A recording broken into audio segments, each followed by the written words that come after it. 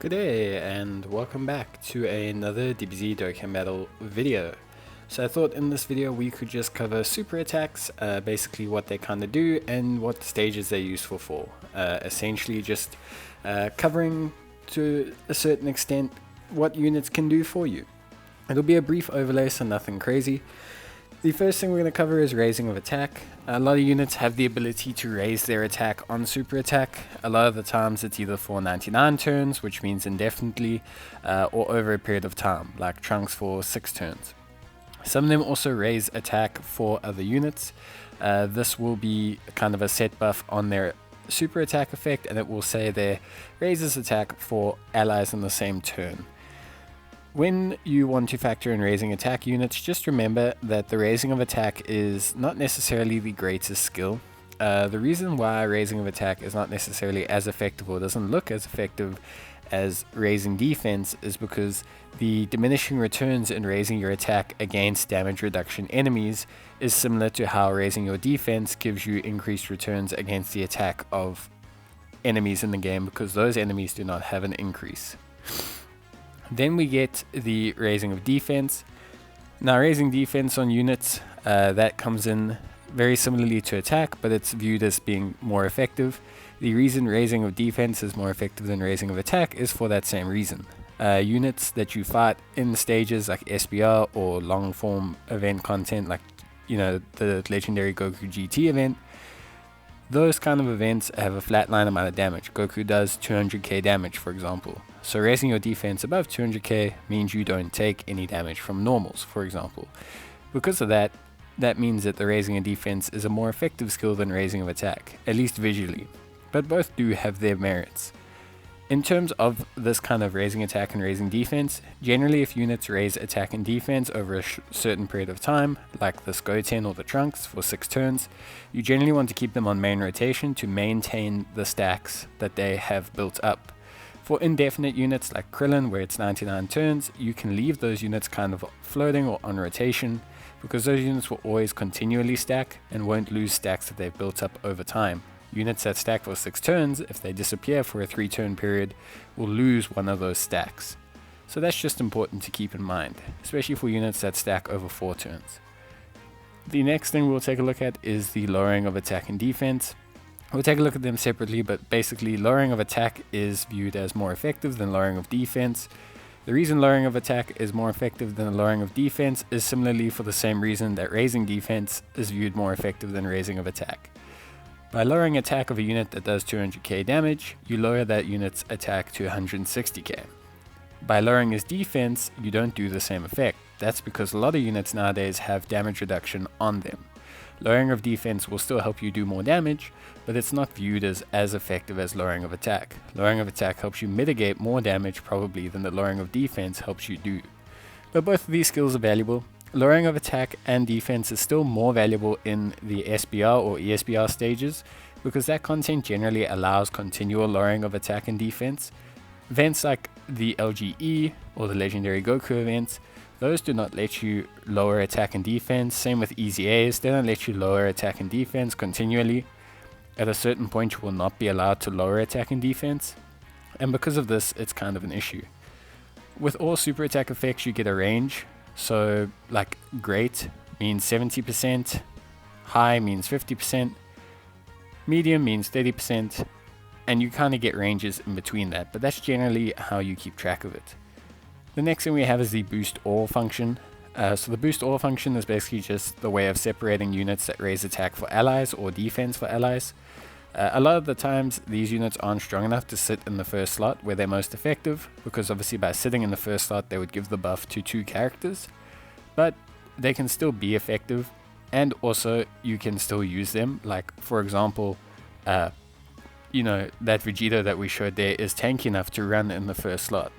You can then separate them by type and by category. You also get units like Great Saiyaman 1 and 2 who give a 2-turn buff, which means they can float and still give the buff to the next turn that comes into battle. This is a super effective ability across all types of game content, because raising attack obviously allows you to deal more damage, but it's most effective especially with units like the Great Saiyaman 1 and 2 when you have them as floaters or they have the ability to tank, because like I say, that maximizes the amount of damage that they can buff for the rest of the body. The LR Bojack is pretty much like a prime example of a card that does that really well. That because obviously he gives a 40% buff, which is quite powerful. Then we get the targeting all units attack. This is obviously very powerful, but it's very powerful in specific game modes. SBR, ESBR benefit a lot from this as you're constantly fighting multiple enemies. Certain EZAs also benefit from this, but the game mode where you're going to see the most traction for this ability is going to be in the World Tournament. You will see everyone rocks these full AoE style teams in World Tournament, and for good reason, because it really helps the event go a lot faster.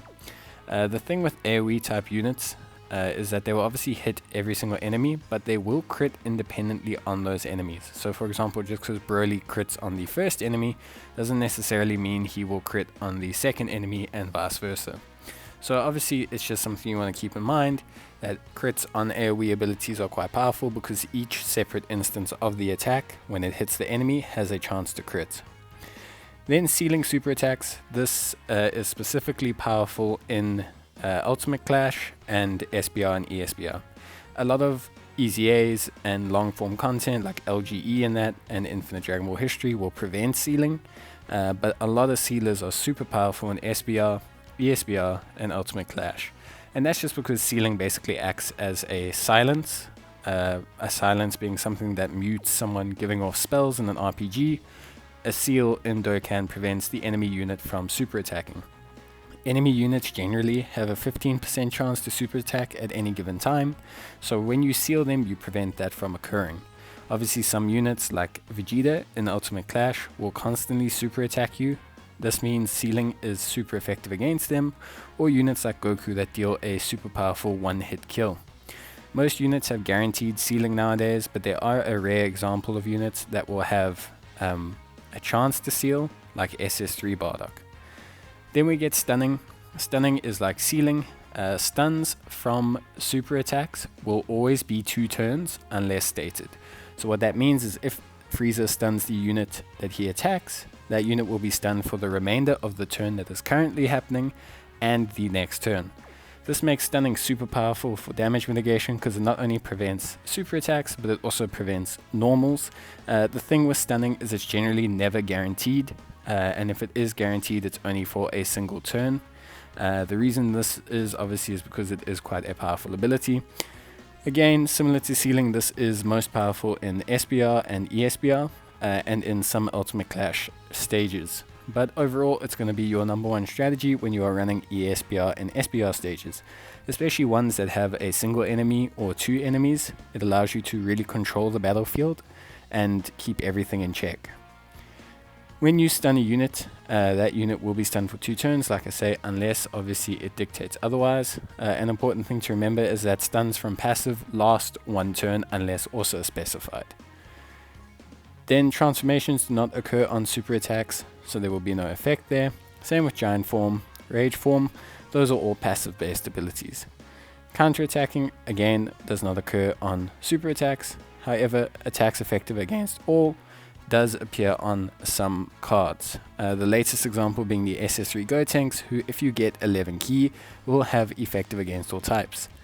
Effective against all types is a very powerful ability because it basically treats it as if you are type effective. It treats it as if you are, for example, a strength type hitting a physical type.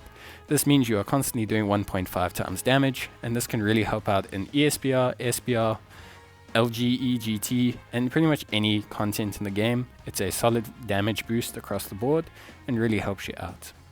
There is a disable guard ability on super attacks. The LRUI Goku has it, and it makes units take neutral damage from even type disadvantage cards. Critting is also part of some super attacks. Units like Trunks here have a unit super attack that allows them to automatically crit, and the unit like Goku, the LR Prime Battle Goku, gives a crit buff to the remainder of his team after he super attacks, which is obviously very powerful and allows other units to crit. Critting is a powerful ability because critting is like super effective against all types, magnified. Instead of 1.5 damage, you do 1.9 damage, and you also ignore the unit's defensive abilities but not its damage reduction. Then from beyond there, there's pretty much not that many other abilities to take a look at. They're all pretty stock standard, so we'll just run through them. make sure that we're not missing anything. But for the most part, this is a lot of these super attack effects. So just take a look here at guaranteed hitting and evasion. Those are more passive based abilities. Recovery is the ability to heal. You get two types of healing. You get a set heal, which is a set percentage each turn, and then you'll also get healing, which is a set portion of damage. Most of the time these set portion of damage heals will be from passives like B-Pan, but for the most part healing will be at a set percentage of your max health. 7%, 12%, whatever it is. This will occur upon hit instantaneously at the time. So if I attack with Kid Buu and I do 2 super attacks, I will heal twice. So it's quite powerful healing, and it's really powerful on certain teams like, you know, the Buu power team, where the units all have innate healing from their key links and also recover from their super attacks. It makes them quite powerful and helps maintain their health pools. Yeah, so that's most of the super attack effects that we've been through. Overall, there's nothing else really too much to say. I hope this has given you guys some idea or a brief idea of what obviously all of these super attack effects do, but also helps you understand what kind of content that they are going to be good for. For the most part, a lot of the super attack effects are going to be useful in pretty much all content to some degree. Raising attack is never not going to be useful. It's just more useful in some content than others. But that's going to be it from me, guys. I hope to see you in the next video. So until then, stay safe, cheers, and bye.